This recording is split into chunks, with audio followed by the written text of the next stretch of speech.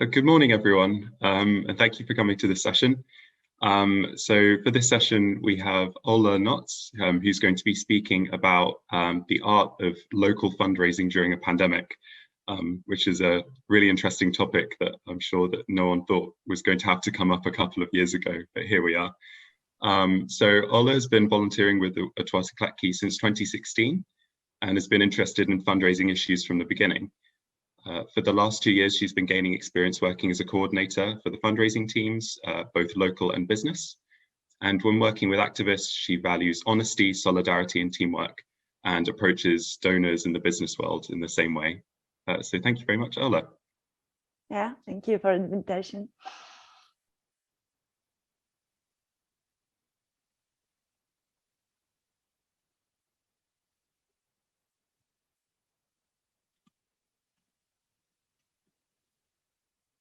My name is Olka Knotz, and I'm a fundraising coordinator in Otwarte Klatki in Poland.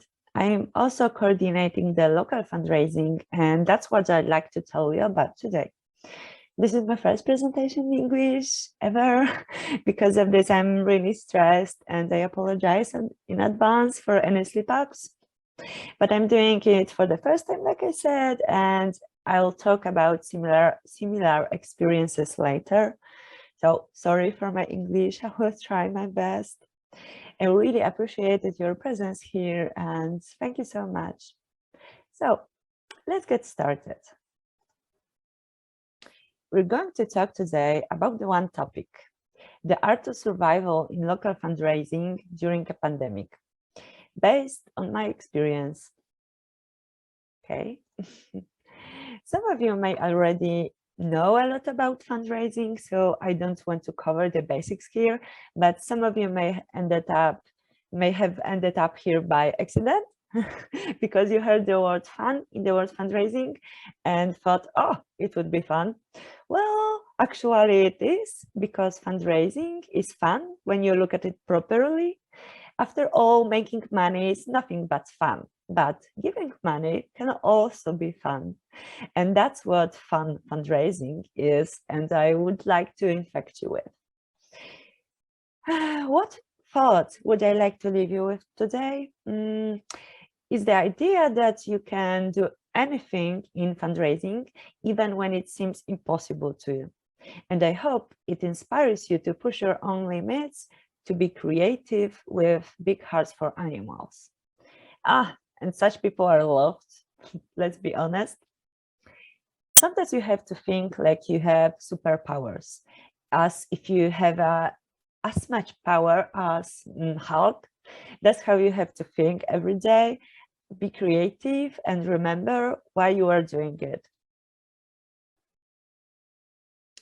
Back to the topic of local fundraising. When March 2020 came, everything came crashing down. Each of us certainly remember it well. What was a pro-animal organization had to face became a huge challenge. How to cope with the situation. I will tell you in a moment what we did, but first, to visualize one thing for you, I want to tell you about this. What did our local fundraising efforts consist of before this happened? So local fundraising includes, or actually included, our local groups, of which we now have 13 across the country, local events, the most important, in my opinion, benefits, parties, speeches, etc. Charity cans, actually we put them in shops, hairdresser salons, and a lot of places. Meeting with people, just everywhere. Street work, on the street, of course, where you couldn't be then, and working with businesses. And they had the same problem we did with survival. So now imagine that you have none of these things. And your first imagination of local fundraising looks like this. Yeah, 2020. But you're wrong, but you won't find out until later. You just need to wait. So, questions everywhere. Can you imagine preparing fries without potatoes? How do you do local fundraising without all that stuff? You don't know what to do. You are totally in the dark. You wonder if it's all over, how to survive, how not to sink. You're stressed, maybe even panicked because you feel like helping has never been so hard. Ask yourself the hard questions. In such a terrible time for humans, should we ask for help for animals? Won't we be perceived as freaks who have forgotten what matters? How we can talk to donors without looking like we're exploiting the virus? Really, we asked ourselves such questions, although today it seems absurd. After all, the situation of the animals at the moment was exactly the same as before, or maybe even worse, and is no less important than the suffering of other beings, including humans. But these were precisely the problem we were facing, and it was only the beginning. Another question, will people still want to help animals? And then you're reminded of helper's high. Helper's high, what is it? Each of us experience it at times. Let's recall the situation when we were children and we gave our parents and grandparents self-made greeting cards. They could represent a square painted with fingers on a dirty piece of paper, but parents still hang out our creation on the walls. Come on, it's not happening every day. We're so proud. Our amazing, unique art was hanging on the wall. And most importantly, our parents were happy. We are proud that we made them happy. Or just proud that we were performing at home as a brilliant artists. But that's the thing. Each of us, by assumption, is good and wants to help, wants to do good. So with that assumption, our donors will still want to help. We cannot underestimate people, our donors. People help for two main reasons. Altruistic reasons, because the cause is important to them, but also for selfish reasons of feeling good about themselves. There's nothing wrong with that, but for you and the animals, there is only one goal, and it's most important, getting help. Each of us probably surrounds ourselves with people who love animals and want to change the world. There are many of them, and our job is to give them the opportunity to help them by proud of themselves, like we were when we were kids with a picture in our mom's art gallery. Okay, then I remember the story of when I was a little girl and got lost in the forest.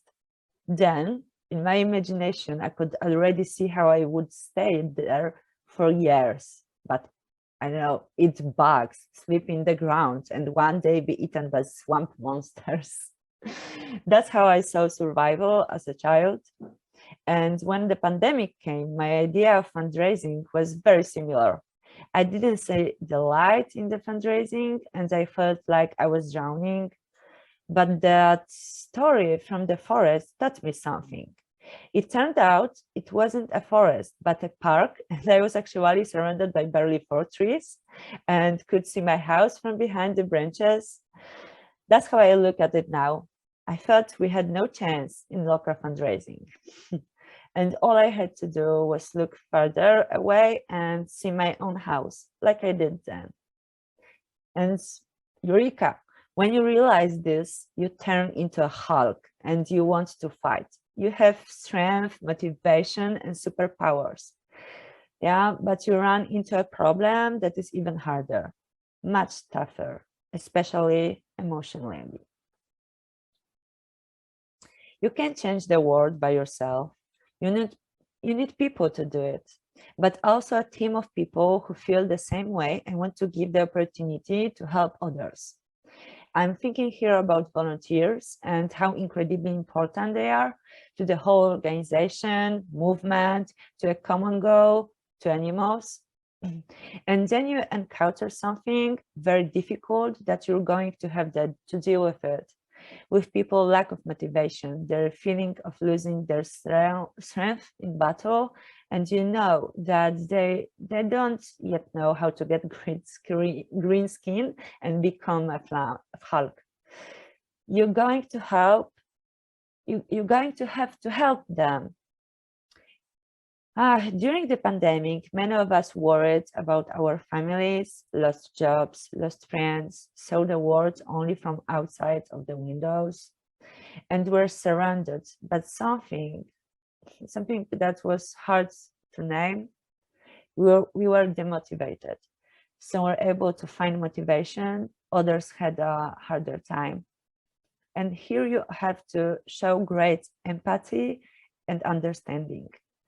And to be more specific, you have to take care of team building and integration in your team.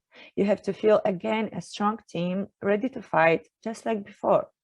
But you will be afraid, probably because you will be doing many things for the first time, but together you can do it.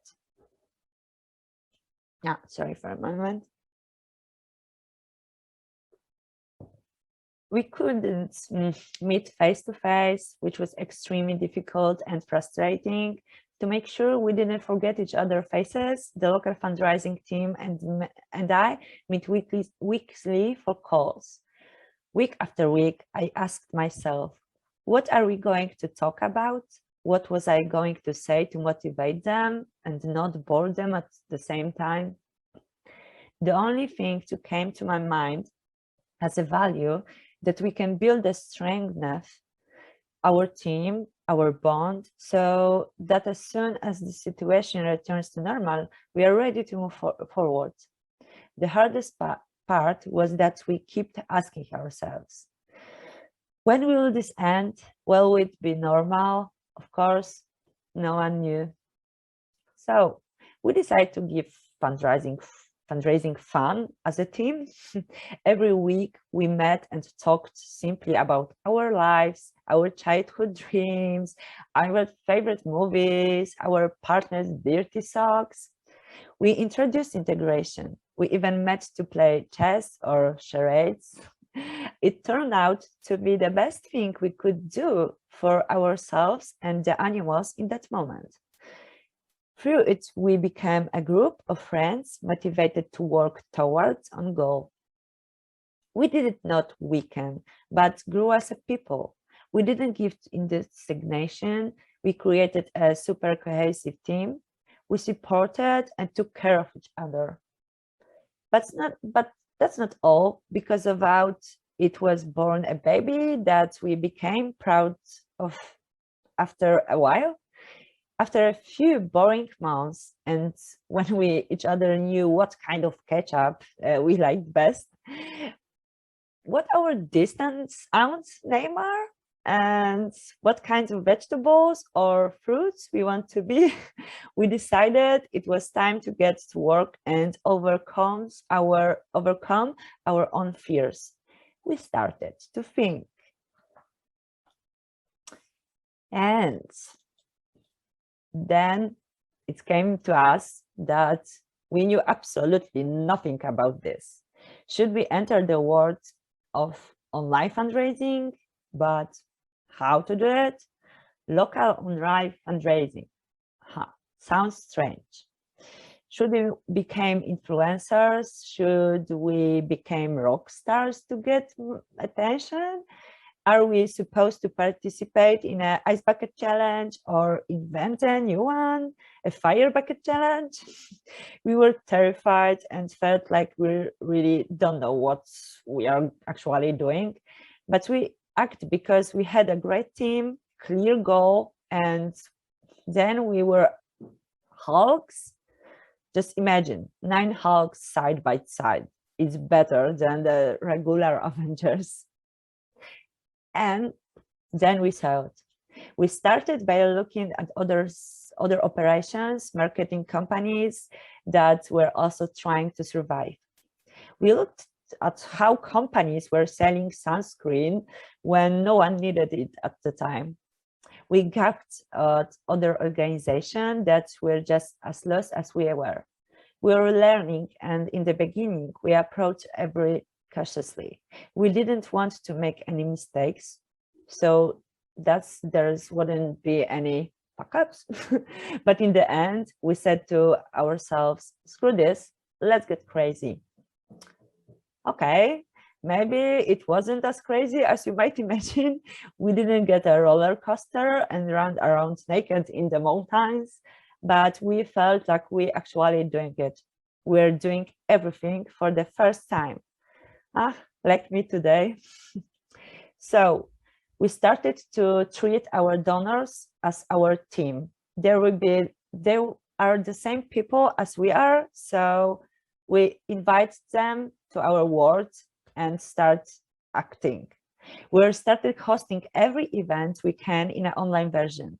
Can you imagine a version of pub quiz where you have to actually be in the pub, but in an online format? Yeah, we did it. We drank beers with people online. Yoga exercises online, performance exercises online. Yeah, why not? We just had to find some crazy people to put on such an event for us. An online concert? Yeah, of course. We don't know what the hell we are doing or how to organize it, but yeah, we did it. Webinars or making handmade soaps or cooking with herbs we find, well, you can find in the woods. Oh, why not? There are bound to be people who are interested in just doing that. Does this have anything to do with our organization, with animals? Maybe not, but we were providing online entertainment for people because we knew that we were missing the most and the time. At the same time, we're fundraising. We're giving people fun and the opportunity to feel helpers high without leaving the house.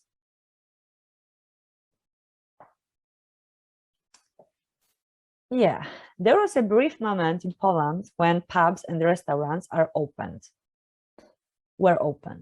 We were not prepared for it because you probably know it happened in all countries in a quite crazy and unpredictable way. Open, closed, open, closed. Hairdressers open, tattooists closed, banks open, vape sales open. We didn't know how to get caught up in it and just prepare as well, but we did it.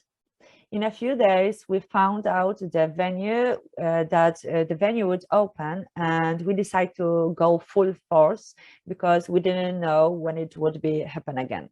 So yeah, we organized benefits in 73 locations in Poland just in one weekend. There, people could meet for coffees, cakes, beers, kebabs, and all funds were donated to help animals and, of course, our organization.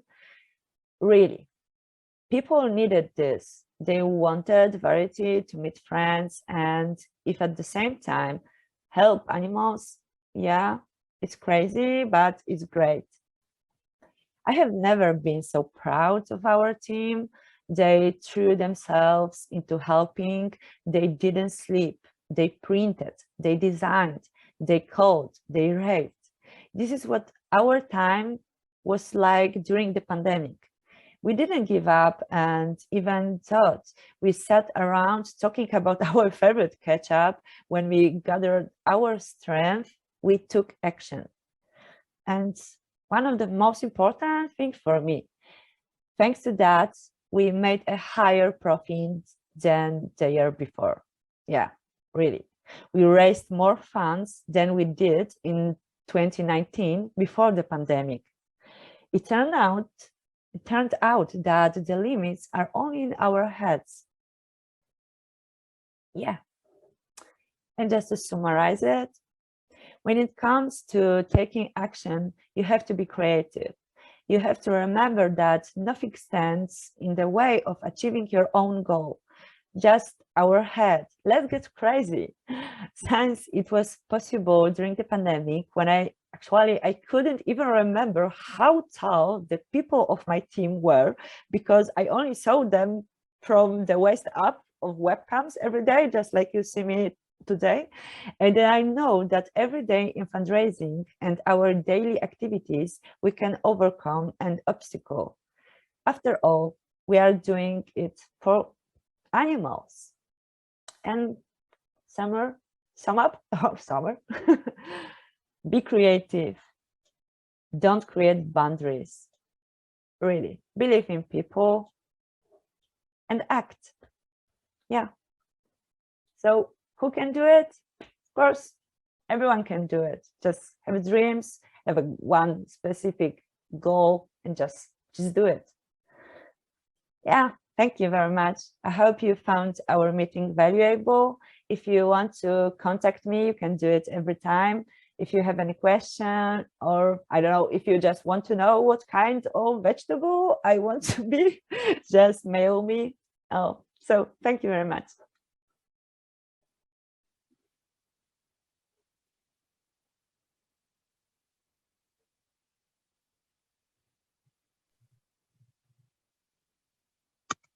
Great. Thank you very much for that talk, Ola. I found that really interesting, and I think that especially what you were saying about treating donors as being part of your team, I thought was a good way to think about it. I found that really insightful. So I think we'll go to some questions now, if that's all right. Yeah, sure. So someone has asked, what sort of online events do you think would still be useful to keep doing after the pandemic?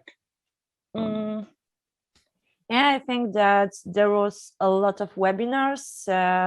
I think that a lot of us just participate a lot of webinars. Just I don't know of any topics.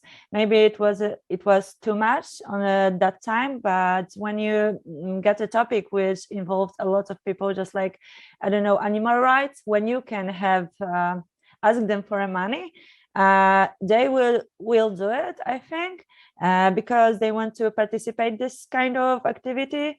And I think that we used to do it online. We got a problem, I don't know, just to meet people outside, because maybe it's something new and just to learn it one again. And I think that you need to be creative, and I've got no recipe for this, because I don't know, we were so super surprised that the webinars about dogs, which actually is not our topic for the day, but with a specialist with behavior of dogs, was super popular in online version. We were so surprised, because we need to think further than, I don't know, animal welfare, because people know a lot about this if they in your bubble of the world, but you can always meet with them for, I don't know, for free. They don't need to pay for have a new knowledge about animal rights, but they're interested with a lot of things. So you need to be creative. I don't know, there's no such event that you need to be focus. I think do everything which you like. Actually, yeah, I always, all the time when we inventing the new events, we ask ourselves what I want to watch, what I want to do. So maybe play games actually, or do yoga. So it was a lot of this. Just ask yourself what you want to watch, and you will probably pay for it, and you want to do it for animals. So everything is a good idea, I think. Nice. Yeah. Someone has asked, I think, from your stories of talking to people you're working with, what vegetable you would be after your story. I was sure that the question will happen, but I'm not prepared for this, because it depends which month it is. Actually, right now probably I'm I don't know, on the onion, because I don't know, I eat it a lot all the time, but in Poland, it's actually in Poznań, which is city where I live. It's a really popular vegetable is actually potato. So this is probably my first idea. I don't know, I like a lot of vegetables, so it depends about my, I don't know. depending on your mood. Yeah, actually it is. Sometimes I'm only a fruit, or sometimes I'm just, I don't know, being nothing. I don't know, I can say that. Thank you for that question. I wasn't prepared, but I know that you're gonna ask for this.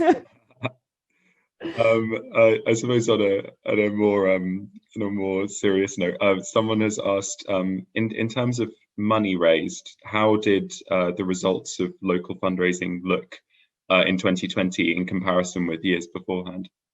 Yeah, like I said, we earned more money than in 2019.